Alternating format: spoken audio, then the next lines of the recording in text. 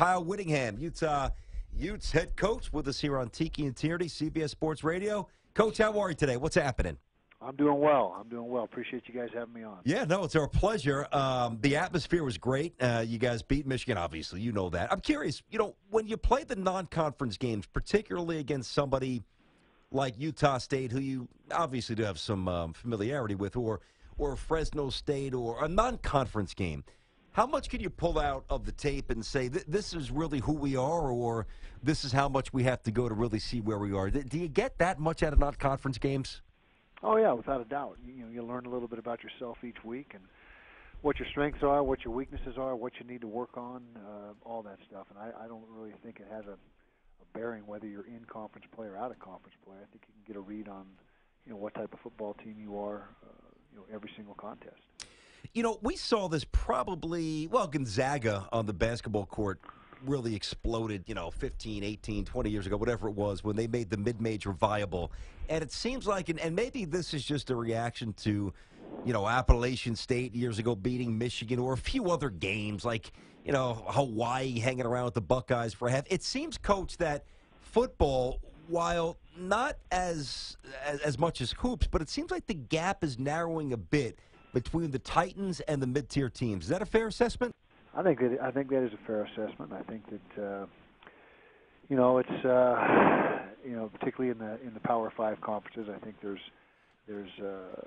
I don't want to use the word parity because I don't think there's parity, but there definitely is a bridging of that gap, and I can't tell you why. I mean, the scholarship reductions that have been around for a lot of years now played into it somewhat, but it's probably the spread offense, don't you think? Yeah, it could be. It could be that as well. That's a great equalizer, and the utilization of the quarterback in the spread offense, running the football, has opened up opportunities for a lot of teams, and so there's probably a few reasons for it. But you're right. The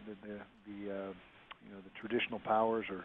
There's not as much separation between those guys and the rest of the field as there once was. We're chatting with Kyle Whittingham, head coach of the Utah Utes. 3 wins, no losses, and getting ready to take on an Oregon team that's probably pretty ticked off, and he's with us here on CBS Sports Radio. Now, Coach, you've been with Utah for a while, going back to 1994 as the D-line coach and then the coordinator, and now you're the head coach. So you've seen the evolution of this team. Obviously it's the turnover in players, but you go from, in 2011, 8 wins, and you take a dip to 5 wins for 2 seasons, 9 wins. Now you're 3-0, and you're ranked in the AP at 18 and 17 in the coaches. This, I guess, renewed expectation for the success of your program. How are you handling that, and what are you telling the kids?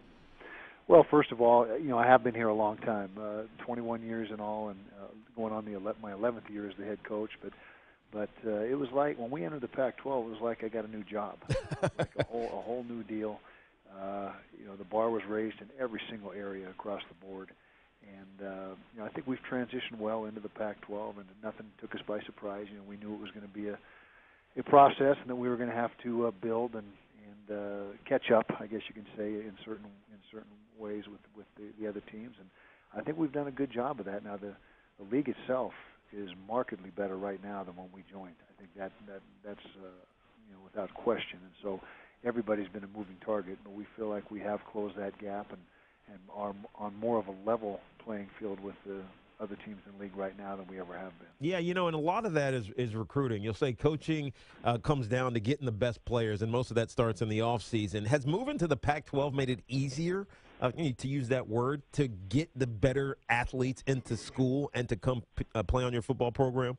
It has, and it's gotten us in more doors and enabled us to sign a lot more of the higher-profile players. I mean, we've got a lot of guys that we have signed in the last, in fact, the majority of the guys that we've signed in the last 4 or 5 years since we joined the conference that we could not have gotten had we not had the Pac-12 affiliation. I've said that over and over, and that you're exactly right. Where recruiting is the key to everything. I mean, the best coaches are the best recruiters typically, and so we feel like we've had several classes that back to back that are of Pac-12 caliber. And now with that, when you're going after the higher caliber athlete and the higher profile athlete, there's greater competition. Obviously, we're competing against a whole different set of schools than we were back when we were in the Mountain West for these players. So everything's relative, I guess, but the bottom line is we've been able to attract and sign the players that 5, 6, 7 years ago we would not have had a chance at.